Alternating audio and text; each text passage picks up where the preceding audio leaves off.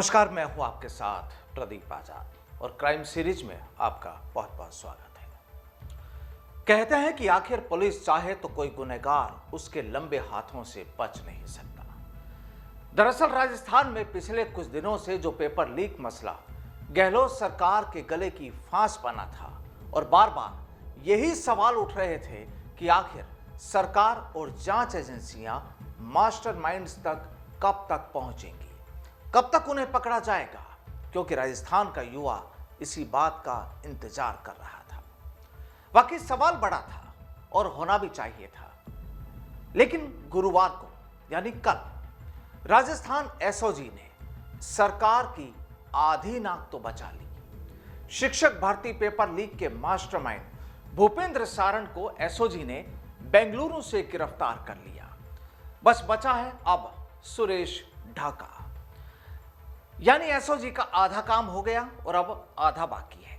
और माना जा रहा है कि अब सुरेश ढाका भी शायद ज्यादा वक्त तक जांच एजेंसियों के कब्जे से दूर नहीं रह पाएगा, क्योंकि यहां पर भूपेंद्र सारण पुलिस के सामने अपना मुंह खोलेगा और जवाब मिलेंगे। चलिए अब आपको तफसील से इस मामले से जुड़ी पूरी कहानी से रूबरू कराते हैं।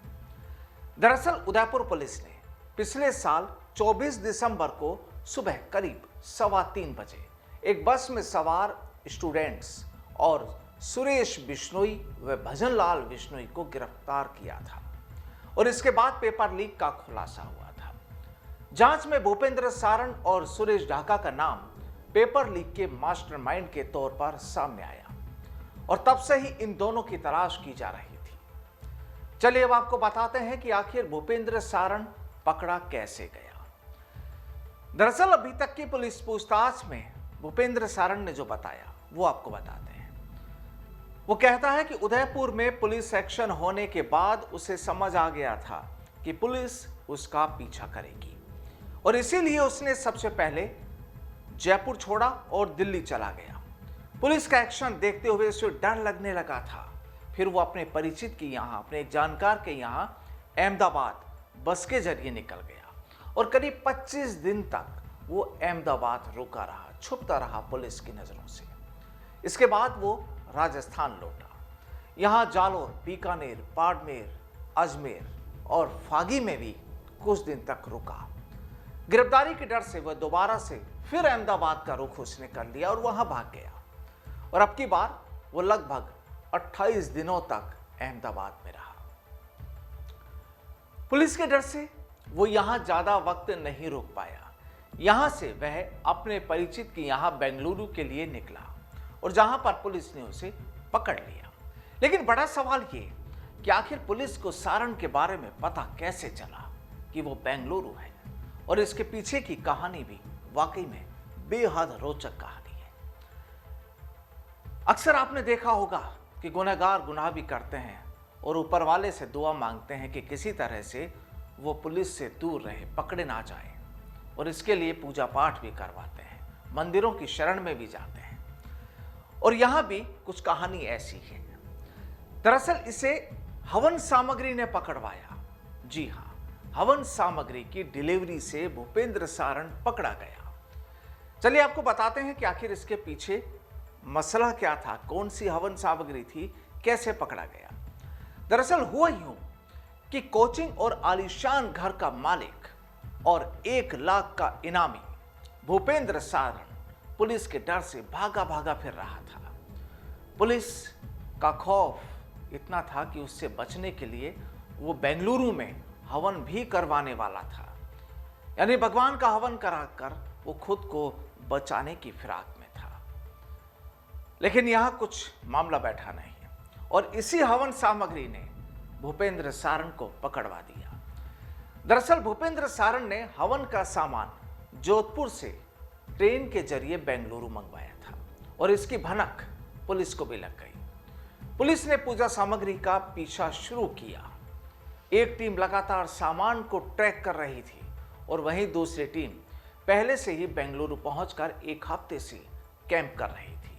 यानी पुलिस को इनपुट था कि कुछ होने वाला है और बेंगलुरु में ये मुख्य मास्टरमाइंड जो था पकड़ा जाएगा। पुलिस की तमाम टीमों को इस दौरान सिर्फ भूपेंद्र सारण का आने का इंतजार था बेंगलुरु में। अब गुरुवार शाम यानी कल शाम भूपेंद्र अहमदाबाद की फ्लाइट से बेंगलुरु पहुंचा। वो अहमदाबाद था और अहमदाबाद से बेंगलुरु पहुंचा। पुलिस ने उसे एयरपोर्ट से ही पकड़ लिया।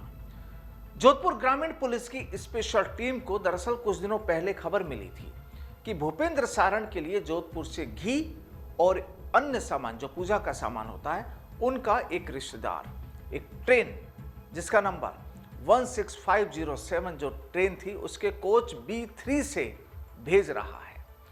शनिवार 19 फरवरी, रविवार 19 फरवरी की रात करीब 11 बजे ट्रेन के बेंगलुरु पहुंचने पर स्टेशन से यह सामान सारण और ढाका या इनका कोई दोस्त उतारेगा, ऐसा इनपुट पुलिस को मिल रहा था। और टीम ने जब जांच पड़ताल की तो पता लगा कि भूपेंद्र सारण अहमदाबाद में छुपकर जालोर और जोधपुर के कुछ लोगों के लगातार संपर्क में था और ये लोग भूपेंद्र सारण की मदद कर रहे थे। पुलिस ने इन लोगों को ट्रैक करना शुरू कर दिया और वहीं जोधपुर पुलिस को पता लगा कि भूपेंद्र कोई हवन कराने वाला है। यह हवन कब होगा यह पता नहीं चला था। यह पता चल गया कि हवन और कुछ सामान जोधपुर रेलवे स्टेशन से बेंगलुरु भेजा जाएगा। ऐसे में एक टीम को पहले से ही बेंगलुरु भेज दिया गया था। अब जोधपुर पुलिस की टीम और एसओजी ने साथ मिलकर भूपेंद्र को पकड़ने का जाल बिछाया। जोधपुर पुलिस की टीम 6 दिनों तक बेंगलुरु में पूजा सामग्री और भूपेंद्र सारण के आने का इंतजार करती रही और आखिरकार पुलिस को खबर मिली कि भूपेंद्र के पूजा का सामान रेलवे स्टेशन पर आएगा। टीम ने जोधपुर रेलवे स्टेशन पर कड़ी नजर रखना शुरू कर दिया। बुधवार को भूपेंद्र का सामान जोधपुर में ट्रेन से बेंगलुरु रवाना कर दिया गया। पुलिस टीम को पता लग गया था कि भूपेंद्र अपना सामान लेने के लिए बेंगलुरु जरूर जाएगा। टीम ने रेलवे स्टेशन और एयरपोर्ट पर निगरानी रखना शुरू कर दिया और इसी बीच पुलिस टीम को खबर मिली कि भूपेंद्र गुरुवार को अहमदाबाद से फ्लाइट में बेंगलुरु आ रहा है, यानी फ्लाइट के जरिए। एसओजी और जोधपुर पुलिस टीम ने 1 लाख के नामी भूपेंद्र को बेंगलुरु एयरपोर्ट पर फ्लाइट से बाहर आते ही पकड़ लिया। यानी पुलिस को जो टिप मिली थी, जो इनपुट मिला था, वो बिल्कुल सही था और यहां पर भूपेंद्र बेंगलुरु एयरपोर्ट पर पकड़ा गया। लेकिन हैरानी की बात देखिए, सबसे बड़ी हैरानी की बात यहां पर यह रही, जो खबर मिल रही है कि सबसे चौंकाने वाली बात यह कि फ्लाइट में आते जाते हुए भी कभी उसके नाम का एयरपोर्ट अथॉरिटी को कोई अलर्ट नहीं था। ये यहां पर एक बड़ा रोचक वाकया है कि एयरपोर्ट अथॉरिटी को कोई अलर्ट नहीं था भूपेंद्र सारण को लेकर। आपको बता दें कि भूपेंद्र सारण साल 2011 में जीएनएम भर्ती पेपर आउट प्रकरण और साल 2022 में पुलिस कांस्टेबल भर्ती पेपर लीक मामले में भी शामिल रह चुका है। वो जेल भी जा चुका था और पुलिस जयपुर से भूपेंद्र सारण की गर्लफ्रेंड और पत्नी को गिरफ्तार कर चुकी है। आपको याद होगा, भूपेंद्र सारण और सुरेश ढाका के जयपुर के गुजर की थड़ी स्थित अधिगम कोचिंग सेंटर, नाम याद होगा आपको, वहां पर भी जेडीए ने एक्शन लिया था और जेडीए ने कोचिंग की बिल्डिंग पर बुलडोजर चलाया था। करीब 3 घंटे में पूरी 5 मंजिला बिल्डिंग को गिरा दिया गया था, तहस नहस कर दिया गया था और यह इंस्टीट्यूट कॉर्नर के प्लाट पर था और सर्विस रोड की जगह पर कब्जा करके बनाया गया था। और इसके बाद 10 जनवरी को अजमेर रोड स्थित रजनी विहार में भूपेंद्र सारण के घर को लेकर जेडीए ने नोटिस भी जारी किया था और 12 जनवरी तक जब नोटिस का जवाब देना था और इसके बाद 13 जनवरी को मकान ढहा दिया गया था। भूपेंद्र सारण 13 साल पहले जयपुर में रेलवे की नौकरी करता था। ये भूपेंद्र सारण का बैकग्राउंड है।